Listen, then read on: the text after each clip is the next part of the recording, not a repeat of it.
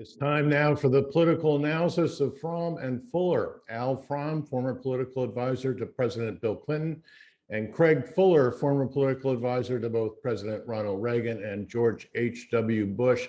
Good morning, all. Craig, I'd like to start with you this week. A few months ago, both you and Al were talking about Joe Biden's successful first 100 days in office, with a particular emphasis on his experience and his political judgment. But lately, it seems that this Biden honeymoon is coming to an end, and with Biden's approval ratings now underwater for the first time in his presidency.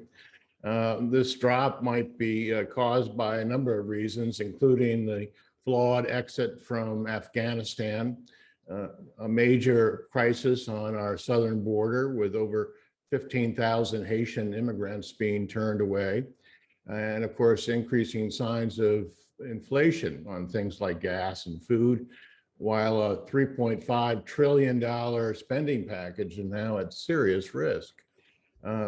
So it seems like the honeymoon is over, but is Biden now heading toward a messy divorce in the 2022 midterm elections? Well, first of all, I think all we can really prove by what's happened is that what goes up in terms of your approval ratings also comes down. And also, a White House and a president simply cannot control the agenda the way they might have hoped to. He came in with looking like COVID was getting dealt with pretty effectively, and with the economy strengthening. And so, of course, the numbers went up, but the realities of governing have set in. And it's not really a question in my mind of, whether this is somehow an inevitable failure or continuous decline, because every White House, every president goes through this. The question is sort of, how did you get into the situation you're in? And you need to understand that. And secondly, how do you get out of it? How do you rally people behind you again? And I suspect that that's on the minds of a lot of people. Knowing or thinking you probably would ask us to discuss this today, my backdrop is the West Wing of the White House, because I think the analysis has to start there. Ron Klain is the chief of staff. He is a very able policy person, a very able political operative, but he's been almost invisible, at least publicly. I'm sure that's by design. But the truth is, I think they have to reckon with that the president's not been served that well by people around him. You don't, have the kind of exit from Afghanistan that we witnessed and not ask the people around you, how did this happen? You don't have a situation with Australia that is an affront to the French leaders and not ask, how did this happen? Now, it's possible that the president himself is simply driving forward on the ideas and the initiatives he wants to pursue. Every president does. But the presidency is really a combination of people, if you will. It's the commander-in-chief, the president of the United States, but it's also the people he chooses to have around him. And those people need to give him advice and need to find a path to achieving what he wants to achieve that brings people together. Ronald Reagan was thought to be this the great delegator, and he did delegate a lot, but he had very clear views of what should happen. He gave very clear decisions to those of us on the staff, and we went out and executed. And when we had an issue, we had a problem, his chief of staff, Jim Baker, would go right back to the president and say, we want to get this done for you, but it can't get done this way. And that happened all the time in legislative strategy sessions.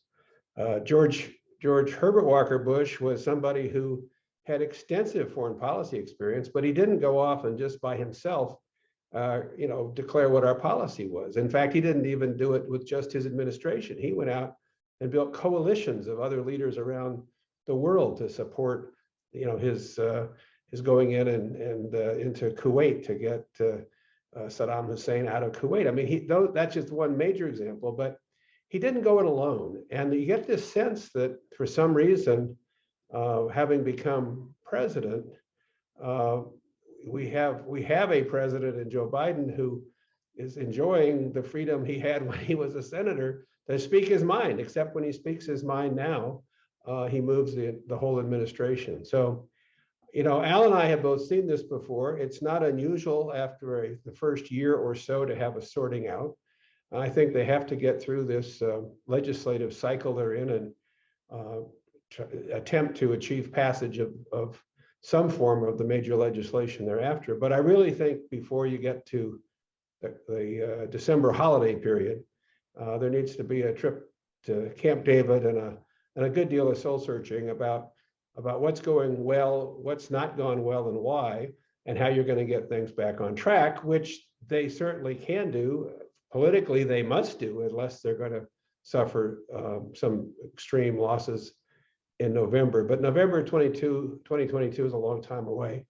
And there's a lot of smart people around him, as well as the president, who I'm sure are going to spend a good deal of time addressing some of these miscues. Al, do you think President Biden can pull it off and get back into a very positive motion politically? I think it probably can be worked out before 2022, but I want to make a couple of points. And incidentally, I remember one of those trips to Camp David. Actually, ours was after the midterm election, to where we put the Clinton administration, the president sort of got himself back on course. And, within a few months, he was up at 60% and stayed there basically throughout the rest of his presidency and got reelected handily. Look, in politics, like in life, honeymoons always end. But that doesn't mean you can't have a long and stable marriage or a long and successful presidency. As Craig said, first years are often problematic, but the good thing about the first year is you got plenty of time to recover. Think about President Kennedy and the Bay of Pigs. I remember, in Clinton's first year, his honeymoon ended, I'd say, before tax day, which it was in early April. The week of tax day, I was my older daughter was at a little school in a small town in West Virginia, private school. And I had promised the president of the university I'd come down and talk about politics. And I did. And Craig, I'm sure you've seen these towns. It's one of these little towns where the TV reporter is also the cameraman. And when he hammered me about a member of our cabinet suggesting that we should have a value-added tax, which Clinton had decried, I got on the plane back and sat down and wrote a long memo to Clinton saying, we got to get back on course. And then, of course, he went down even further, but resurrected himself. And this is something Biden ought to think about in the fall, at least temporarily, because he took on a lot of members of his own party to pass NAFTA, which helped his approval ratings.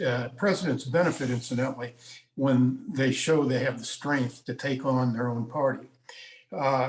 Then the third point I want to make is that first initiatives always are difficult.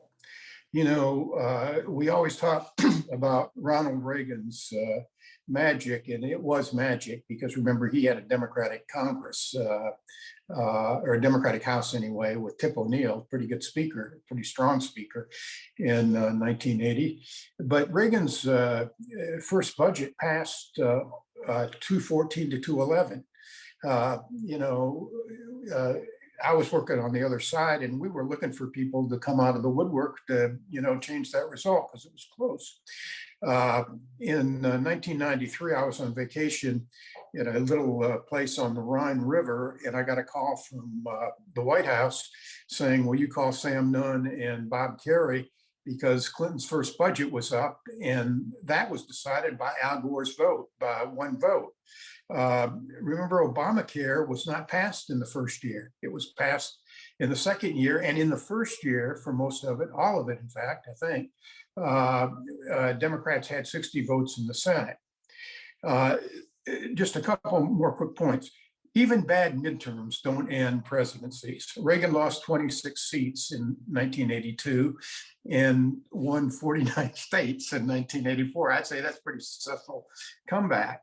Both Clinton and Obama lost control of the Congress and in their first midterms, and they came back and were pretty handily reelected. Clinton especially. Obama seemed to have a tighter race, but in the end, it was pretty substantial victory. And the last point I want to make is that, sometimes your most serious difficulties also turn out to be an advantage.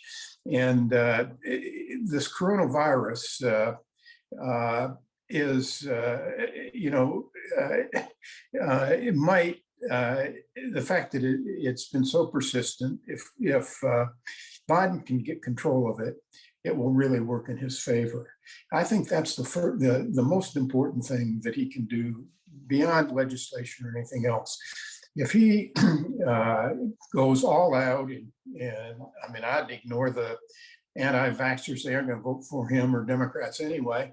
And I'd do everything I could to make sure that people are vaccinated, mandates, whatever you need, because once you get that under control, the economy is going to recover. And for him to recover politically, what he needs to do is win back college graduates. And college graduates are different than a lot of partisans. They tend to vote for the party that they think is doing the best job to a large degree. And they'll respond to fixing COVID and the economy. They also tend to be fiscally moderate and against tax increases. So in the end, a smaller reconciliation bill wouldn't be the worst thing that happened to him, because unlike the progressives, college graduates and swing voters aren't enamored by big spending numbers. They respond to economic results. So if you tell me whether the economy is going to be next year or in 2024, I'll tell you, no matter when the honeymoon ended, that that will determine Biden's fate.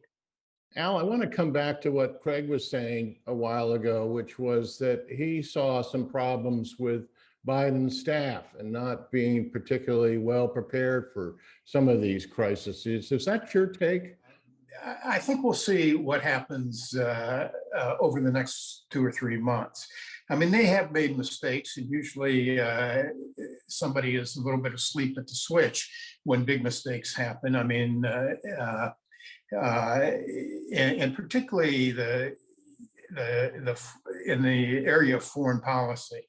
But it could very well be that the White House staff are negotiating quietly for these bills on the Hill. And in the end, we will get a compromise on a reconciliation bill. And then people will say, well, that staffer, they did a very good job. I was on a briefing last week with Mark Penn, who now runs the Harris poll. And it's in conjunction with the Harvard's Center on Political Politics. And the Harvard Harris poll polled Tony Blinken, and he comes out just awful. He's viewed in that poll, and I have no way of judging how correct it is, but substantially worse than Mike Pompeo. And I think that's a pretty low bar. Will there be a sorting out? Of course there will be. We went through a couple of chiefs of staff before Clinton really got back on track.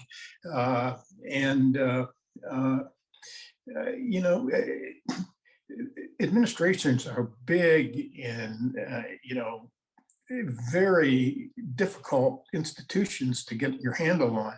I'll just tell you one story. In 1992, Clinton campaigned on a housing program that Jack Kemp had initiated in Craig's administration. We were good friends with Kemp, and Clinton thought it was a really good idea. And so, and then he got his first budget from from HUD. And the program Clinton campaigned in wasn't in it, but a program that he campaigned against was. It's a big and unwieldy institution, so it takes a while for the staff to get control of it. The discussion reminds me, and it's a short story, but in February of 1985, Vice President George Bush asked me to be his chief of staff. And in the meeting we had to talk about that, he said to me, look, I know I have to change. I just can't go all the way Reagan does. And I don't usually tell this story, but it was an interesting moment in time because as I've thought about it and reflected on it over the years, George Bush had the benefit of all the experience he had politically, internationally and Congress, but he had the benefit of 4 years of watching Ronald Reagan, who had been the chief executive of California as governor. And Governor Reagan and President Reagan had a very structured team and administration. And Bush had seen that, and Bush had seen how the scheduling worked, and he'd seen how the president had time to work on communications and speeches, and he wasn't bombarded with staff, randomly, which was kind of the environment that Vice President Bush had in his first term. And while he knew that he needed to be himself, I knew he needed to be himself, and I said that, he also knew things had to change. And I think some of what we're seeing are very experienced people around Joe Biden who had been senator, and obviously he was vice president, but he doesn't seem to have picked up maybe the cadence and some of the tools necessary to govern as president. And no one has it when you start. It's too big a job. And then events, press upon you every day. So it's hard. But I do think that it is important for this administration to be firing on all cylinders and for the staff to really critique themselves, their relationship with the president, and how they go about, managing the execution of the decisions that the president makes. I may not agree with the decisions. I won't agree with all the decisions, but I don't like, and I think it's bad for the country to see a president not well served in the execution following the making of those decisions. Craig makes a really important point when he talks about Biden's experience being in the Senate. I worked in the leadership staff in the House, and I worked as a staff director of a Senate subcommittee for years. And I also had a lot to do with, the Clinton White House. And it's different. Staff is viewed differently on the Hill. Staff is viewed as staff on the Hill. You don't sit at the members' table with a lot of members. So, the member gets all the press. You might get some blame, but administration doesn't work that way. I remember when I moved from being a pretty important staff director in the Senate to a pretty unimportant aide in the Carter White House. Members of Congress used to call me and want to come down to the White House. They never would have called me to come to my office as staff director of the subcommittee on intergovernmental relations. So it's a different world, and the relationship that a senator has with his staff is different than one the president has, and it goes to delegating. I mean, that's probably why Reagan was so good, because he was a governor. Al Fromm, Craig Fuller, thank you much indeed. We will see you next week.